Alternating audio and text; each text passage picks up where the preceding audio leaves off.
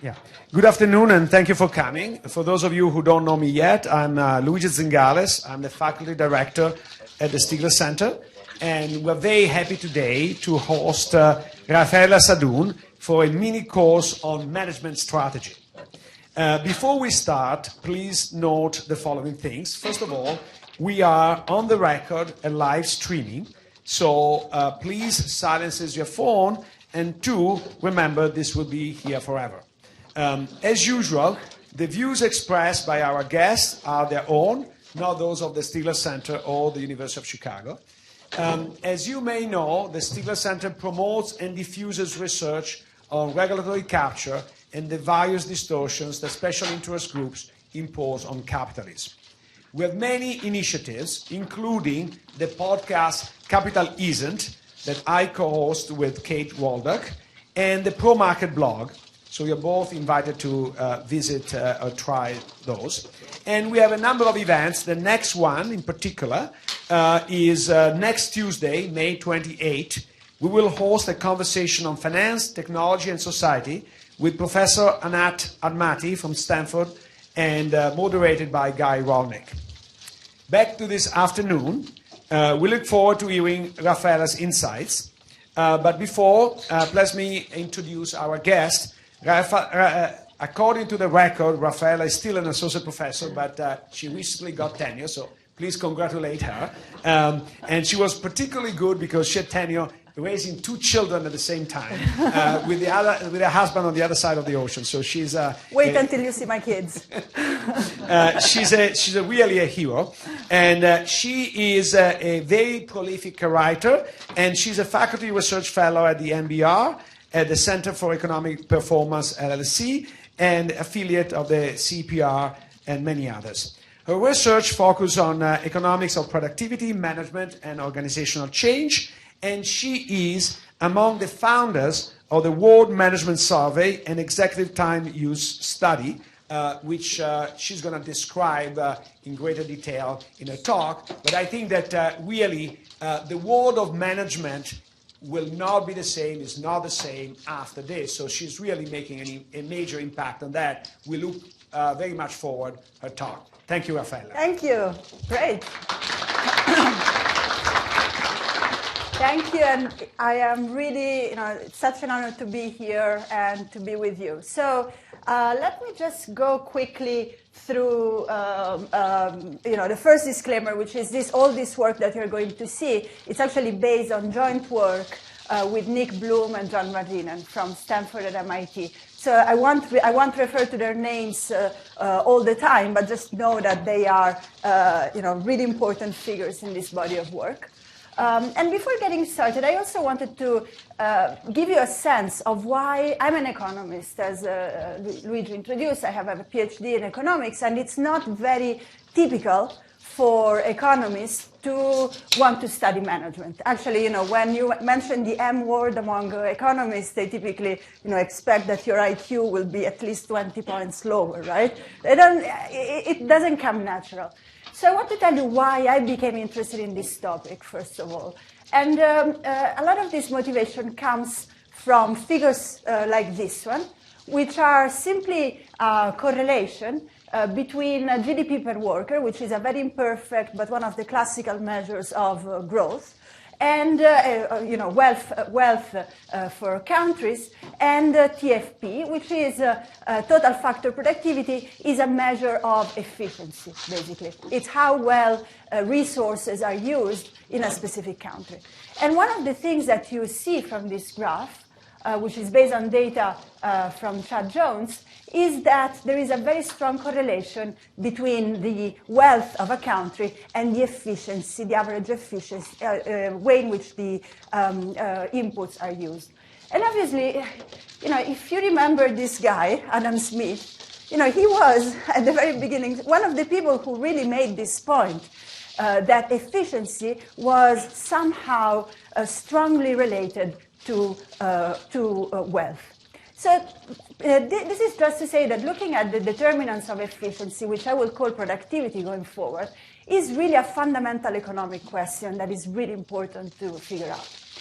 And if you look at the statistics of how productivity is evolving over time, well, it turns out that we're actually in a period in which productivity is not growing very much. And we don't have a real clear sense of why this is happening. But again, just to put it on your radar, it's something that we need to study, because to the extent that we can increase productivity, we could also increase growth. So really important question. The other additional interesting facts about productivity is that there is tremendous dispersion in productivity, not just across countries, but also within countries. And I don't know how many of you have Chad Severson as an instructor here. Anybody is Chad students here? So Chad is awesome. And I'm so glad that this is on the record, right? And he's one of the people who has really dug into this heterogeneity in productivity within the same sectors. For example, one of his papers looks at something as boring as concrete cement. You can't think of a more boring product, to be honest, right? Very homogeneous. And yet, Chad finds that there are very large differences in productivity within the United States across different cement factories. And this is kind of puzzling, really. And it's, again, vast productivity differences within countries. In the US, even larger differences in developing countries.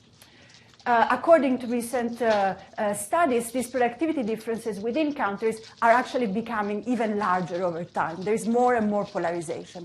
So I don't want to go too deep into that, but just as a motivation, understanding productivity, why productivity differs across countries, why it differs within countries, is a really important question.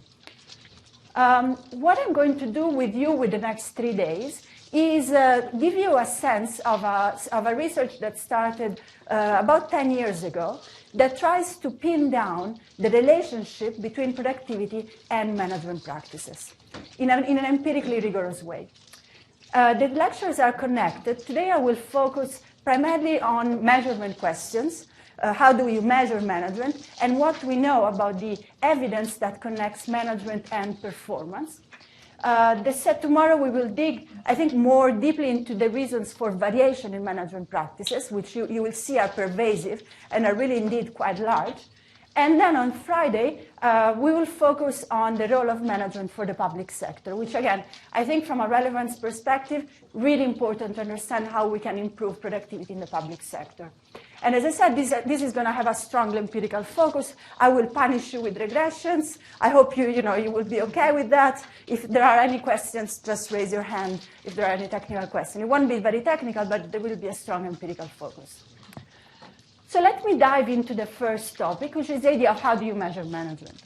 And just to be clear, the idea that management might play a role into profitability, differences in profitability of performance across firms is something that even economists have noticed in the literature. The Quarterly Journal of Economics, in case you don't know, it's one of the most prestigious economic journals. People would sell their kids to publish on the QJE. I didn't, but some people I think would. There is this guy, Francis Walker, who says, makes the remark that it's on the account of the wide range of managerial ability among the employers of labor that we have the phenomenon in every community and in every trade, some employers realizing no profits at all, while others making fair profits. Others, again, large profits, others still colossal profits.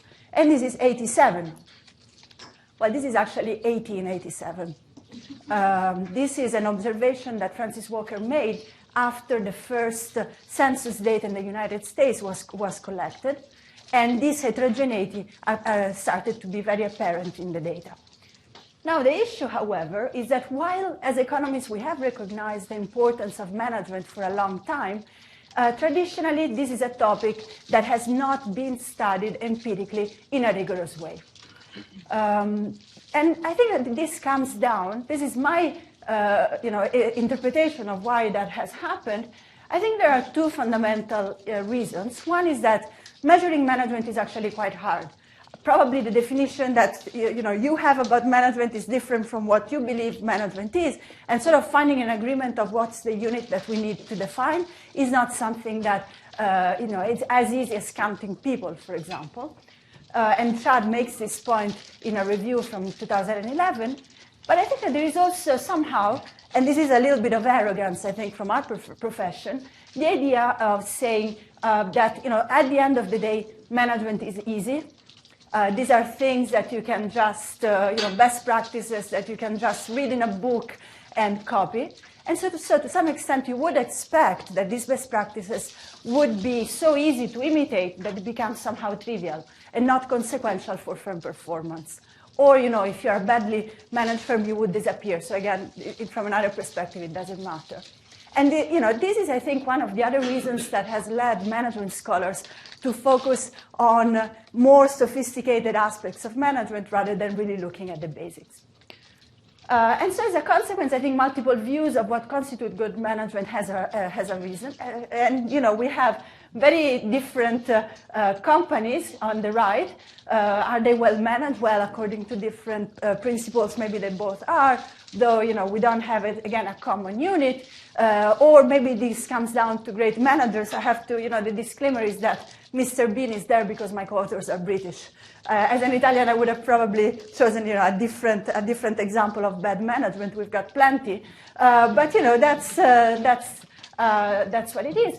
And if you walk in the library of any bookshelf, management bookshelf in any library, in any airport, you will see this vast population of good books about management that say everything and the opposite of everything. So there is a big zoo of management ideas out there.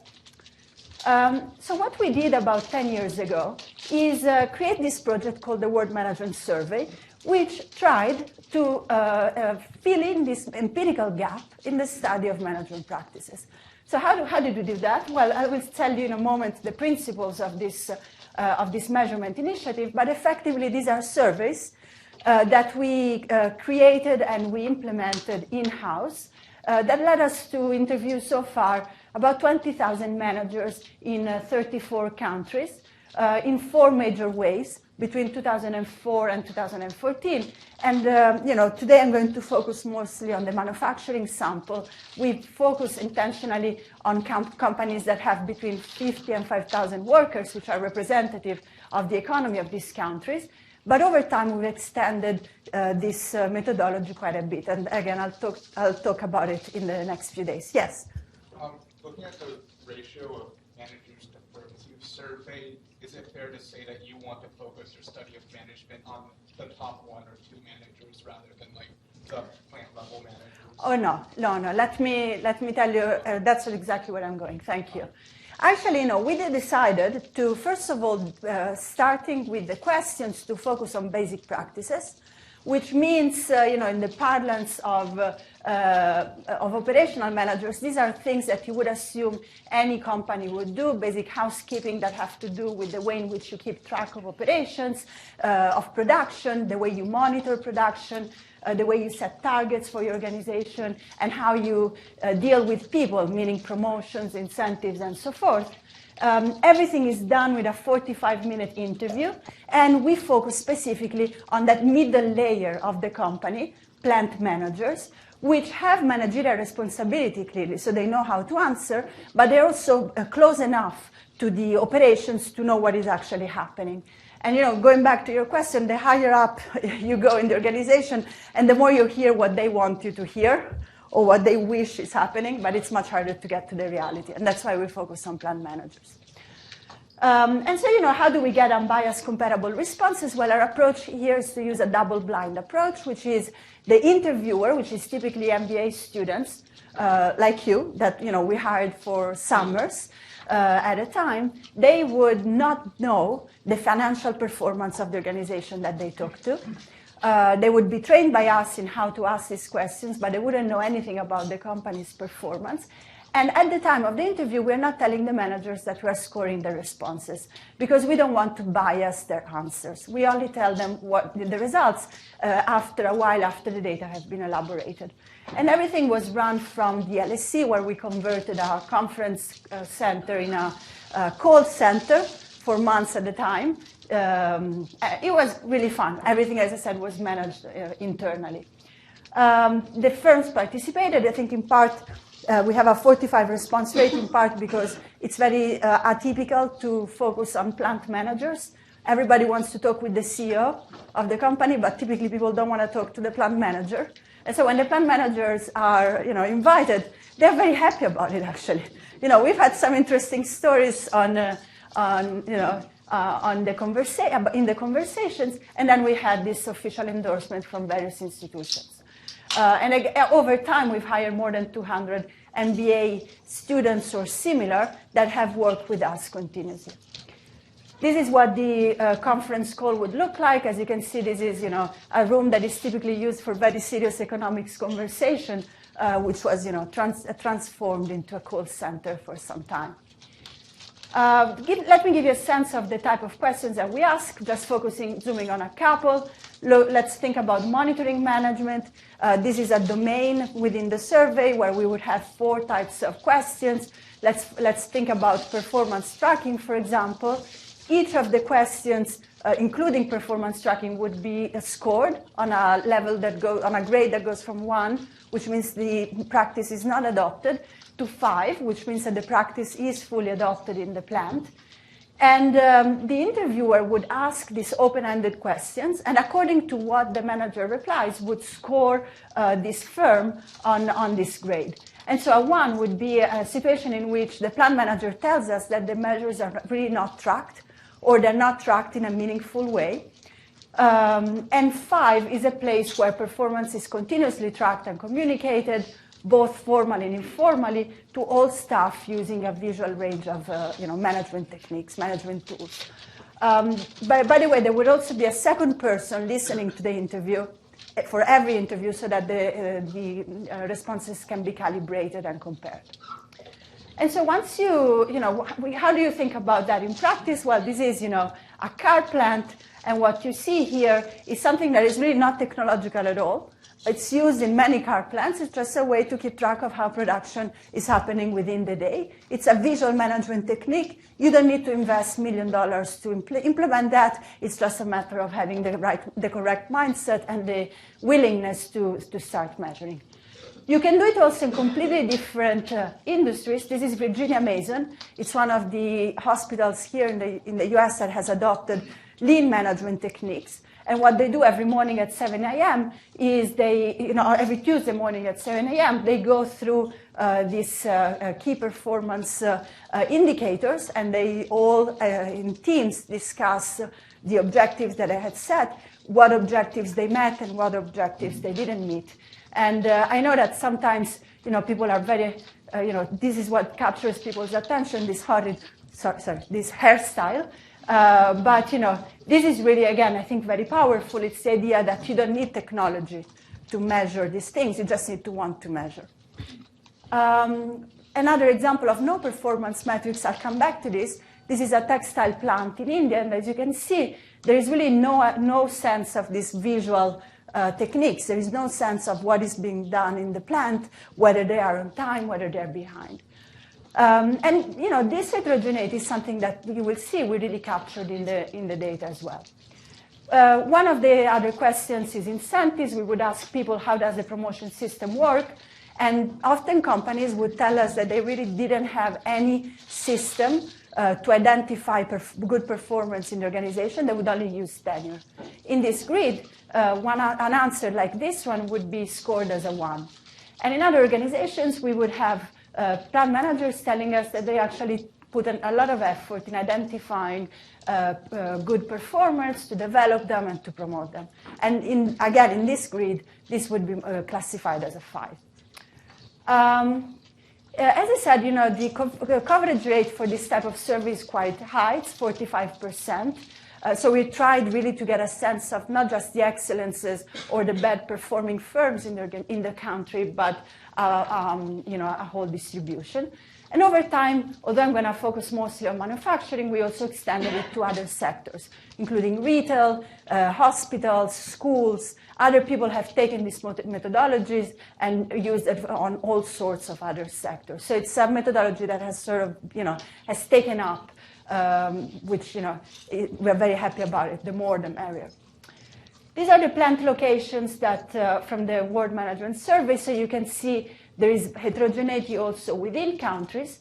And basically, at the end of the day, if you take our data and you just take the easiest way to summarize all these scores at the firm level, what you get is something called the management score, which would range from 1 to 5, 1 meaning that the company is not very well managed, and 5 that the company is well managed. And once you plot this data at the country level, these are basic averages, the first stylized facts comes out, which is that there are vast differences in management quality across countries. And so to some extent, these differences are predictable. They are strongly correlated with the level of development. As you can see, many developing countries are at the bottom of this distribution. Developed countries that are at the top, like the United States, Japan, and Germany. So to some extent, these cross-country differences are interesting to see, not very surprising.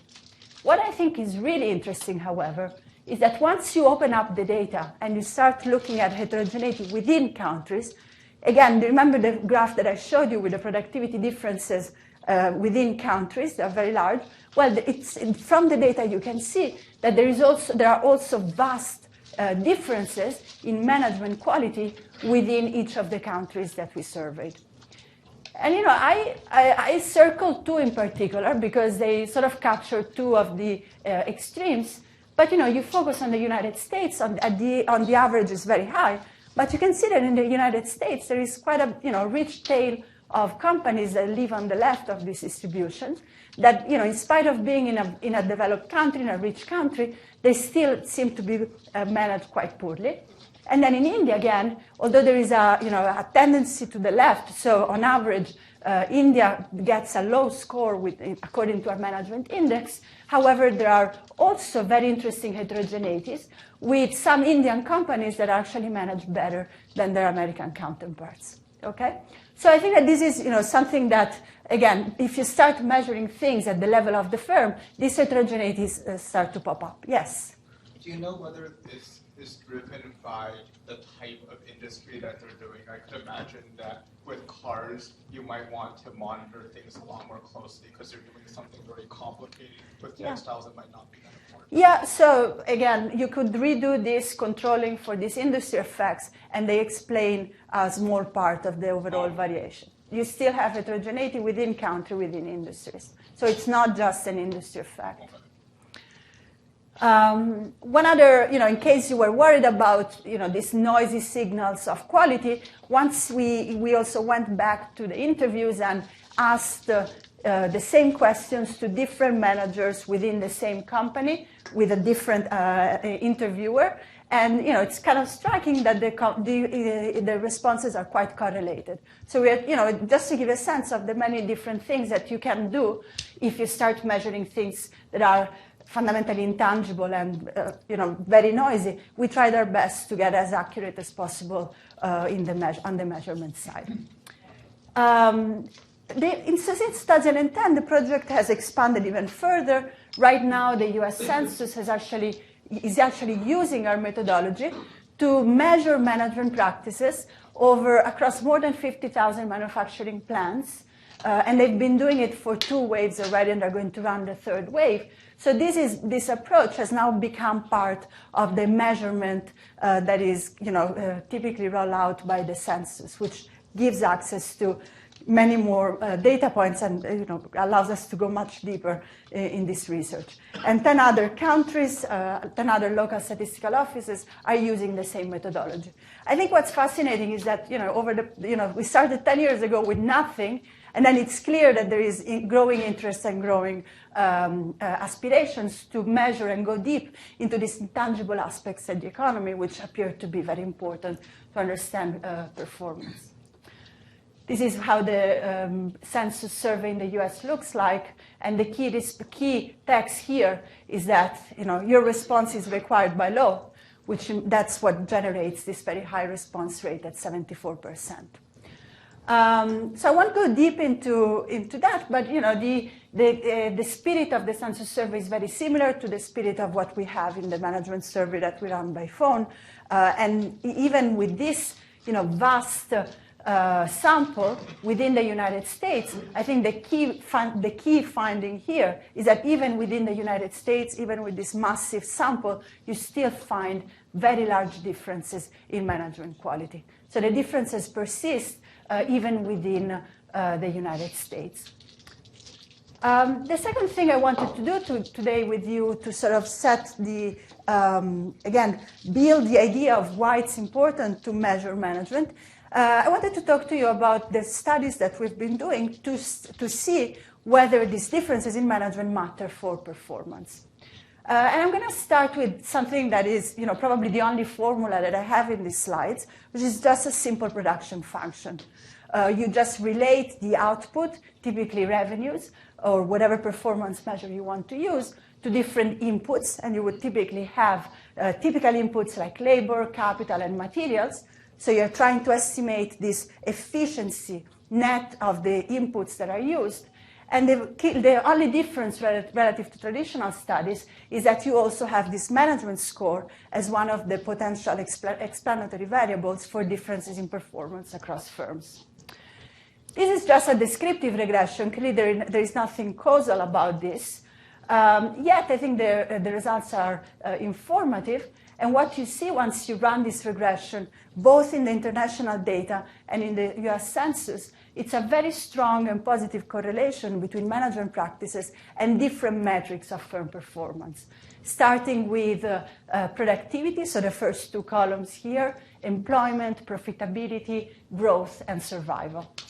If you run this type of analysis in the context of the US Census data, you get exactly the same type of correlations. Better managed firms not only are more productive and more profitable, they also grow faster. And I think this is really interesting. They also appear to be the companies that do more R&D. So there doesn't seem to be a trade-off between efficiency from the perspective of your operational practices and innovation.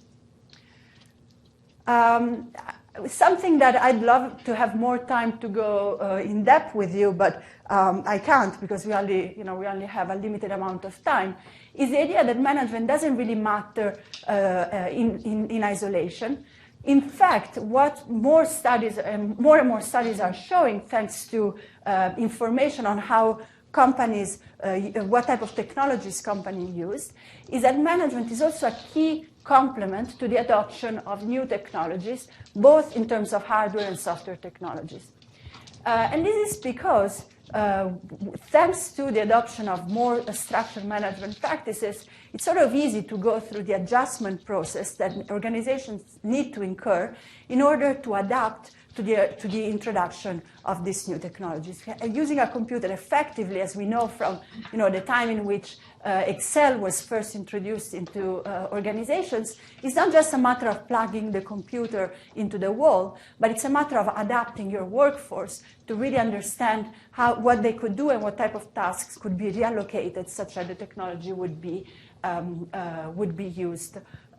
better used. What I find really fascinating is the fact that this complementarity between management and technology is not just something that affects individual companies, but it's something that also seems to have implications for macro differences in performance across countries, so at the macro level. And recently Luigi produced a paper that focuses specifically on Italy, in which he argues, and I agree, obviously, that this complementarity between management and information technology is one of the reasons why Italy, and more broadly Southern Europe, might have remained behind in terms of productivity growth at a time in which the United States, for example, was growing much faster. Couple of things that I think are, studies that I think are really interesting. Those of you that have been exposed to econometric trainings or who think about, data in a sort of rigorous way, you clearly might not be happy about just looking at a correlation, right? I can tell you that management correlates with performance, but that's really not a proof of causality. So, thankfully, my colleague Nick Bloom decided a few years ago to run an experiment. And so the same way in which you would run experiments with drugs, in which you would treat a sample of patients with a certain type of drug and then would have a control group where you observe what the patients do, but you don't provide the same drug there with comparable populations. Well, what they did is that they did this type of RCT approach, randomized controlled trial approach, in a setting in which the drug was management. So how do you think about providing management? Well, he partnered with a consulting firm, Accenture, and a set of plans randomly sampled from a set of companies near Mumbai, got this intensive consulting advice for several months. And the idea is to see, at a weekly level, what happens in the firms that get this intensive consultancy treatment to those that actually only get some very high-level introduction to, why management is good and what you should do about it. These are mostly founder-owned firms, so in the context of India, these were actually pretty successful entrepreneurial firms. Some of the practices here, obviously this is much more detailed than what we will get in the interviews, but think about factory operations, maintenance. Are the machines, do you have regular maintenance and sort of systematic maintenance of the machines? Do you record the quality defects of the product that you have in the company, and so forth? So you can see, very detailed, but nothing here that screams rocket science. This is really basic stuff. And what you see once, this is a typical example of inventory control before the treatment. Basically no inventory control, as you can see. And this is what it looks like. This is like my grandma's kitchen, right? Everything is labeled and organized. It has a nice yellow tag. This would be factory operations. And, I don't know if you can see that, but there are some tools here on the floor, which are clearly very dangerous, right? I mean, this is not something that you want to see in a well-organized plant. And after the factory operation, after the intervention, this is what it looks like, much neater and organized. But again, nothing that screams complexity. It's just basic common science, common sense. Factory information, this is how they recorded. This is a real footprint. That's right. And after the intervention, rather than having everything on a sort of flying piece of paper, you have it on a computer. You can discuss it. You can talk about it. What they saw is what was this large increase in the 38 management practices that they targeted. What is really interesting is, these are the treatment plans, are the ones at the top. There also seems to have been some treatment in the plants that belong to the same parent company, but were not explicitly targeted by the consultants. So there was some diffusion of information, not full, but some of it. And then the control plans, however, similar to what happened in the control plans, which is a little bit of an increase, and then it sort of plateaus. Once you look at productivity, the productivity improvements pretty much mirror what happened with the take-up of the management practices. So the plants that were treated with this consulting intervention experienced a productivity improvement which was significantly different from that of control plans. And this was, I think, an interesting way of showing whether that correlation that I showed you before had some sort of impact, causal impact on firm performance. Clearly, this is a very specific context. More and more studies of this flavor are emerging, and we need much more to fully establish causation. But this is, I think, a starting point to think about the credibility of that correlation. And secondly, before concluding, I also want to mention another approach that, again, focuses on this idea of does management causally create improvement in performance. This is a study that was recently produced by Michela Giorcelli, who's now faculty at Berkeley. This is her PhD thesis, probably one of the most interesting papers that I've seen recently, where Michela does something that I think was really ingenious. She went back to the time of the post-war Italy, and she studied one aspect of the Marshall Plan, which was called the Technical Assistance Program.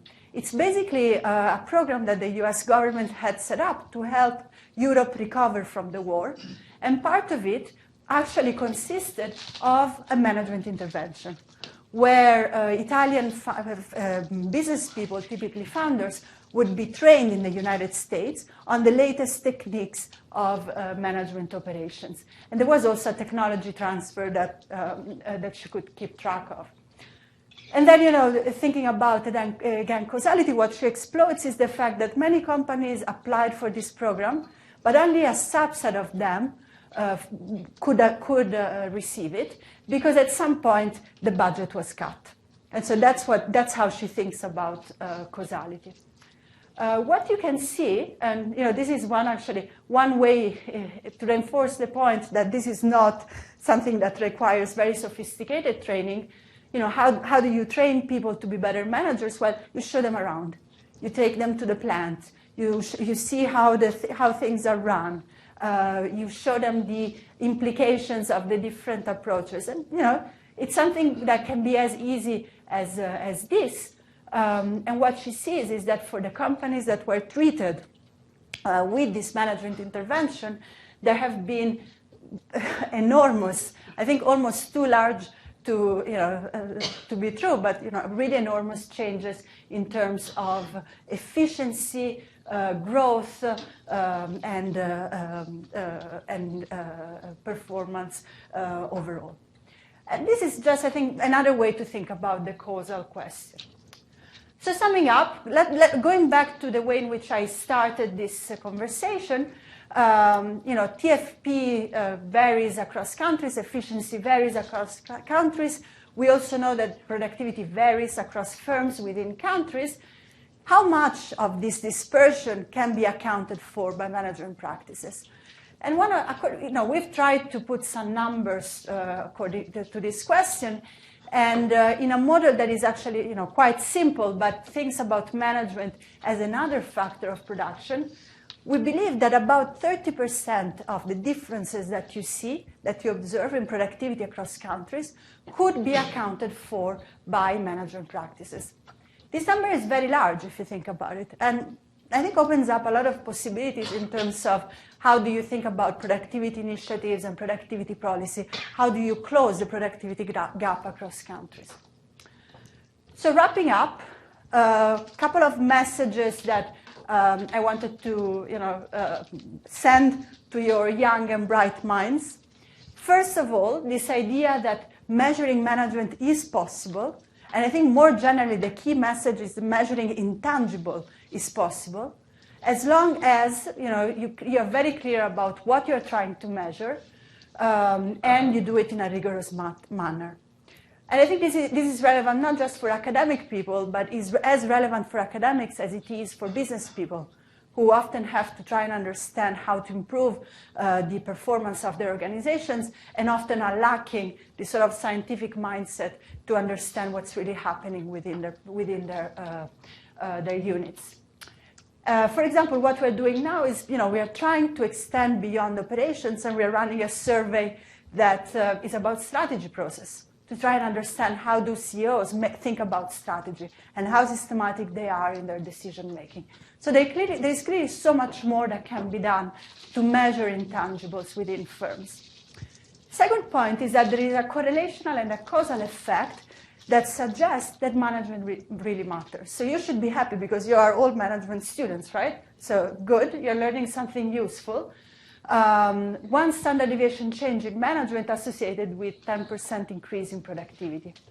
30% of productivity gaps across countries, that seems to be related to diffusion of management practices.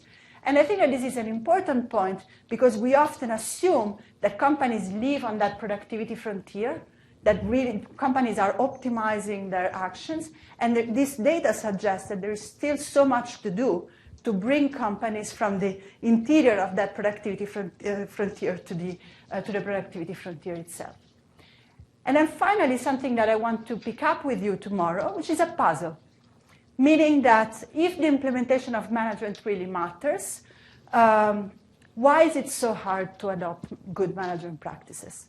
What are the frictions that prevent companies from being well managed? And as you can see, the answer is actually quite complex, and I don't think we have already reached a consensus of what's going on, but involves different sources of potential inefficiencies. And so with that, we'll continue on this tomorrow.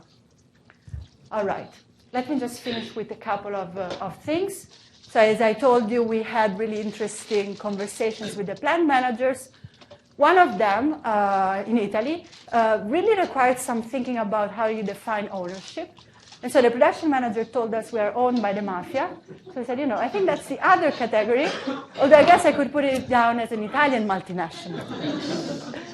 Others on geography, and the Americans, how many production sites do you have abroad? And the manager in Indiana, well, we have one in Texas. All right. Okay, thank you very much, and happy to have your questions now. Thank you.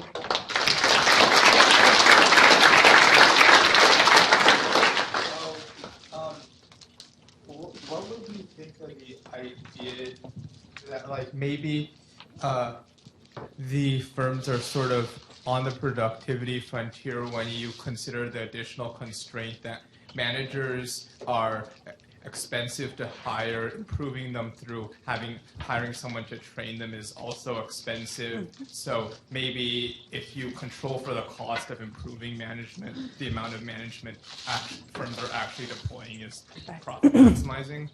Yeah, no, I think that's an important. That's an important aspect, and in fact, one of the things that we will discuss tomorrow is the fact that in the data it seems like countries that are more universities rich, that have a greater supply of skilled individuals, are also the ones that seem to be higher up in our management score, which suggests that the supply of skills, which is then reflected in the wages, is part of the equation.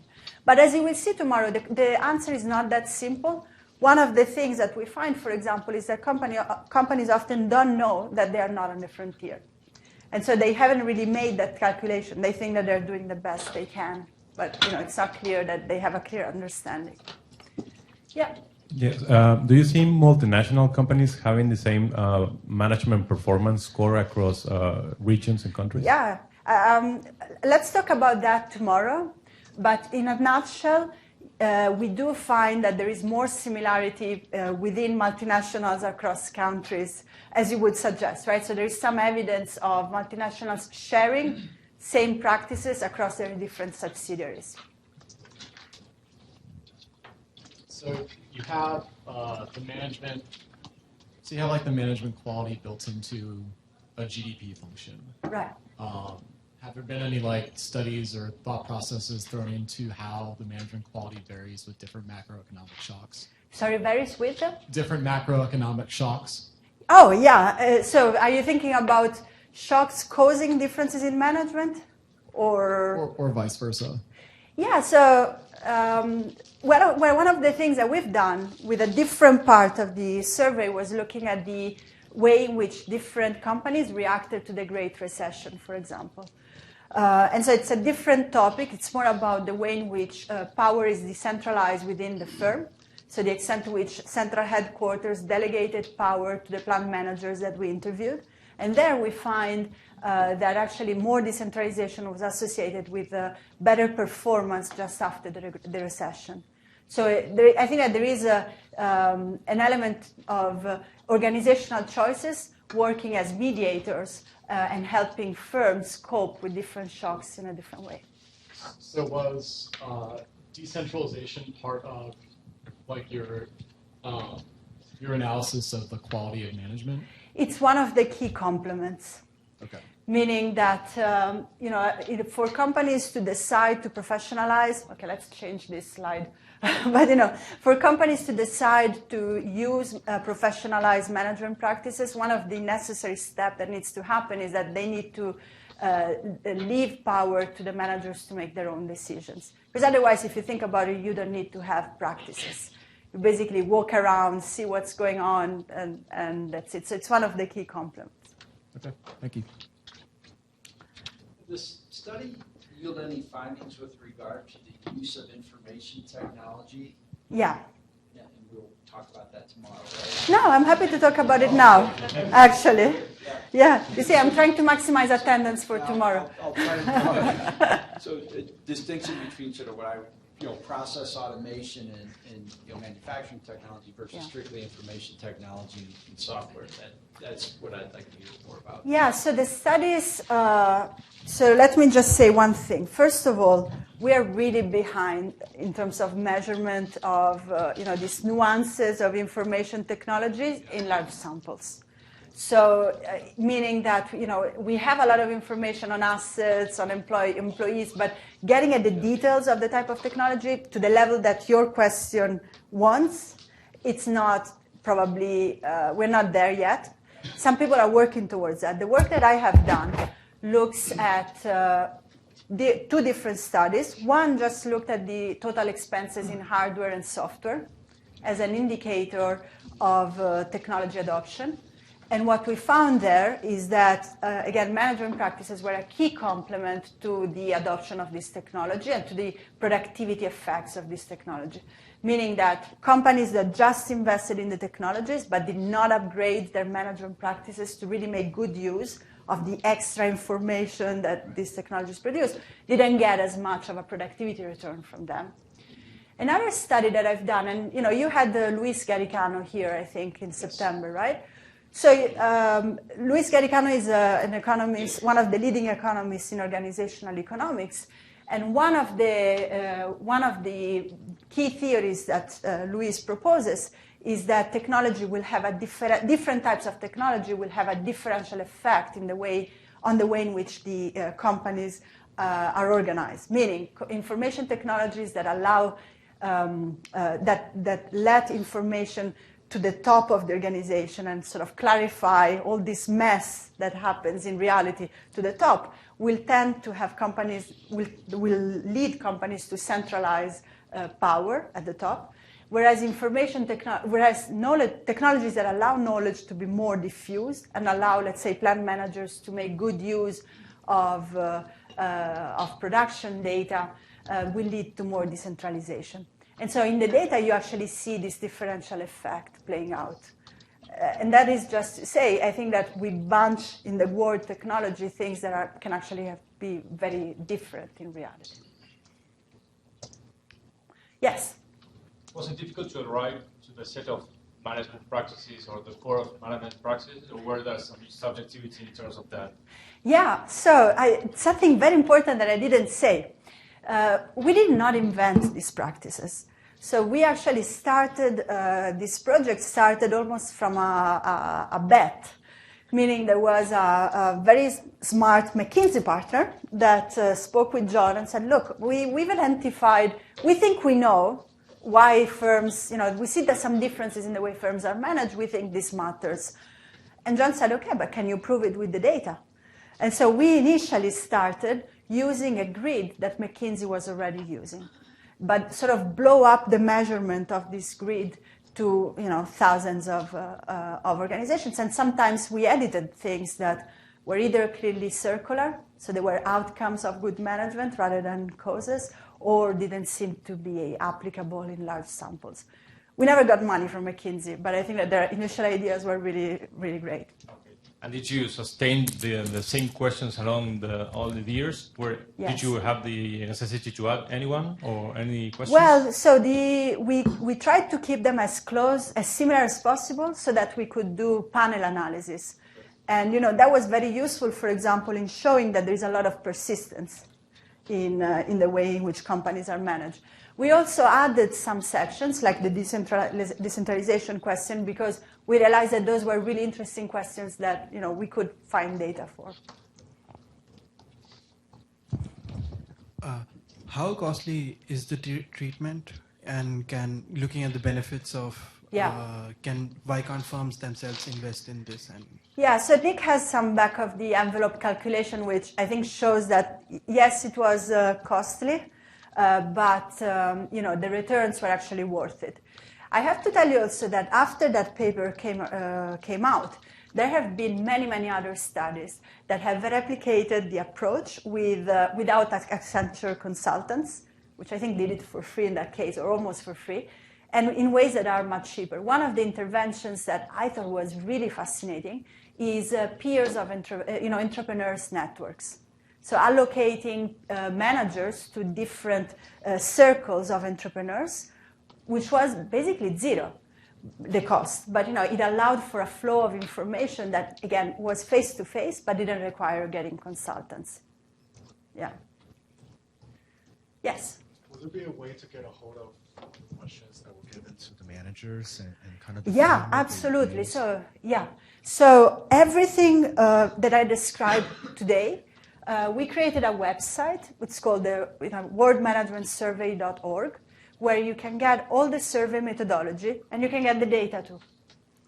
So obviously anonymized, but to the extent that you are interested in learning about the questions, the methodology, you want to do it yourself, you want to use the data yourself, we really want people to use this data as much as possible. Yes. Can you talk a little bit about within industries that it's sort of the effects stay the same, but are there particular management practices in particular industries that make the biggest difference in terms of performance? And then related to that, the difference between a set of industries that are producing a good versus producing a service, Right. sort of where the inputs are raw, like physical things, versus the inputs are largely people, and sort of whether that matters across, especially within the management practices. Yeah, so I know that there are, some other people are looking at this question. I think our perspective has always been we have 18 noisy signals of one latent factor, right? So that's why we haven't personally really gone in deeply into trying to understand which one had the highest correlation. They're all very correlated with each other. And this is because management, I would have loved to find one thing that really mattered, but management is really complicated. And it's not a light switch. It's a set of things that you do. Maybe this is why it's so hard, right? And so to your question, I think you find some regularities. So for industries that are more capital intensive, for example, questions that have to do with operations, relatively more important than questions that have to do with labor, as you would expect. But overall, I think you should think about it as, one latent factor of which we know something. There is clearly much more that we should try to understand about, right? The one on services, that's something that we will discuss on Friday, because we're going to talk about the public sector and specifically healthcare. It's true, working in an industry that has some tangible output, which is measurable, and intuitively it seems like practices should be easier. But actually, even in healthcare, we find that these practices are important for healthcare delivery and for quality of care, and they are possible. Because at the end of the day, what matters is your mindset, whether you want to break down the process in a way that is measurable, even if you don't have a tangible output.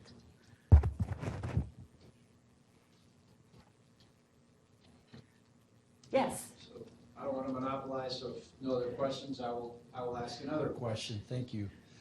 So about halfway through your talk, you made a distinction between monitoring practices of management and then applying those measured information to workplace incentives, primarily promotion. Yeah. So I assume the practices you identified could fall into one of those two buckets? Well, we actually have 4 buckets. The 4 buckets, yeah, that's right, yeah. Okay. So be curious to hear which of those buckets might, holding other factors equal, might have correlated more highly with increases in productivity, or did you have any findings in that regard? Yeah, that's similar to the question that we had before. They're very correlated, right? They're complementary because, if you think about it, it's part of the same story. What you do in terms of your practices, you need to do something with your workforce so that they are willing. Let's be honest. It's kind of painful to follow a process. To follow a routine and to tell people that you should change your behavior and, really be productive. I've seen plants where this is happening, and the plant manager was following the same processes with his family, right? So every Friday he would sit down and do these interventions with his family. I think eventually he divorced, but that's a different story. But so you can think about the way you can think about human resources and management practices as 2 things that have to move together. Exactly. Within incentives, the really interesting thing is that we think incentive, we think money, right? We think paying for performance. It's part of it. But what we've discovered with this work is that actually all the other pieces of how you motivate people, which might involve non-monetary recognitions or recognizing talent, as important, if not in some cases even more important than the monetary piece. It goes back to something that is even more intangible than management, which is culture. So, again, something that we'll touch on tomorrow. Yes? Did you, you were looking mostly at manufacturing here? Mm-hmm. So that you didn't have, was there any differences in terms of so it could be cultural, but just sort of whether they were customer facing or whether they were, what kind of manufacturing or any of that? So we did this in manufacturing, we did it in retail, we did it in schools, we did it in hospitals, other people have done it in universities. It seems like, broadly speaking, the broad patterns of variation and correlation with performance are similar across the different settings. But this is, such a high-level thing. I'm sure if you go deeper, we could discover much more, right? So far, I think one of the striking things is just how similar results are across different industries. Was there any? You were measuring sort of success, but was there any sense in which you discussed or asked about, about failures, about non-compliance, about fines, or about any kind of misconduct or any bad things? Yeah, we actually never ask them about success. What we do is we walk into the interview and we ask them, what happens, right? And they sometimes would share with us things that went well, but other times they would tell us simply what was going on in terms of how they measure production and what they did with people. So we really were very intentional in avoiding the discussion just on focusing on success. We wanted to know what was really happening in the plant. But you have measures. You talked about well managed. You talk about being well managed and on. So you have your own metrics after of success. Seeing the correlations, yes. So I think initially, understanding whether that index is good or bad management a little bit depends on the validation with the data, right? So that's McKinsey had a very clear sense that these were good management practices. For us, it was a matter of really testing the relationship in the data before we could argue that they were capturing an index of quality. Did you develop measures of market power, market concentration? Yeah. And that's a subject for tomorrow, then. No. I'm happy to. I'll talk a little bit about tomorrow. So we don't have very sophisticated measures of market concentration, but one of the things that we think is a factor behind these differences is the level of competition. And so we ask managers to, describe in their words the extent to which they believe that they are working in a competitive or less competitive environment. And we find that there is a positive correlation between management and competition. And there are some other works that I'll describe tomorrow that try to tease out the causation behind that relationship. Yeah, I think we have time for one question. Yeah. In these management practices, I saw a lot of them concerning production practices. Are there also things concerning pricing practices which would be important in a non-competitive industry? So, no. The short answer is that we don't ask them how they set prices. Often because it's not the plant managers that are setting prices. If you wanted, however, to do this type of survey, you could, and I'll tell you how to do it. I think it would be interesting. Yeah. Okay, that's it. Thank you.